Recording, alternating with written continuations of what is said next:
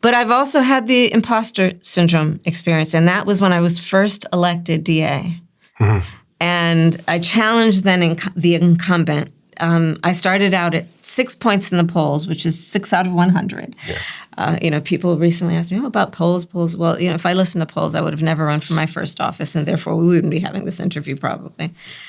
And I won, and it was not expected that I would, at least when I jumped in the race. And there I was sitting in the office, and I thought, oh my God, I'm now the elected DA of a major city in the United States. In hindsight, we call it imposter syndrome. To your point, maybe it is a very loaded term, because I think there's nothing wrong with having, and I think there's a lot that is good with having a certain level of humility.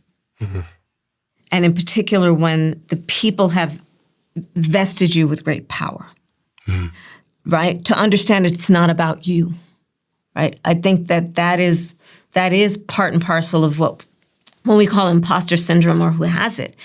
I think often it is because they understand how serious the job is on behalf of others. Yeah.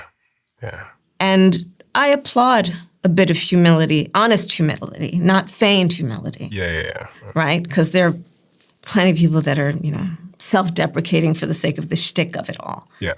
But yes, to your point, does it ever the higher you go, it does. It does, because the more you're exposed to being, the more you're in the rooms with the people who otherwise feel untouchable, the more you understand that they are not untouchable. Yeah.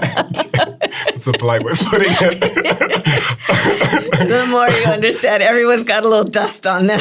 Yeah. And they're not everyone's shiny. But it's liberating to know that that's the case, because, we all put this ceiling above us. Yeah. And we think, no, that's my level, and everyone above that has some gift that I will never be able to attain. So I won't even strive to break that ceiling, because, I don't deserve to be up there.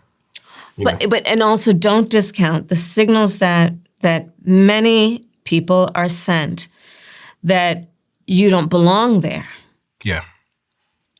Yeah. And I especially when I'm mentoring people, will often say to them, don't ever limit yourself based on other people's limited ability to see who you are.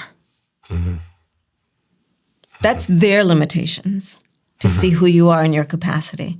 Don't impose those limitations on yourself.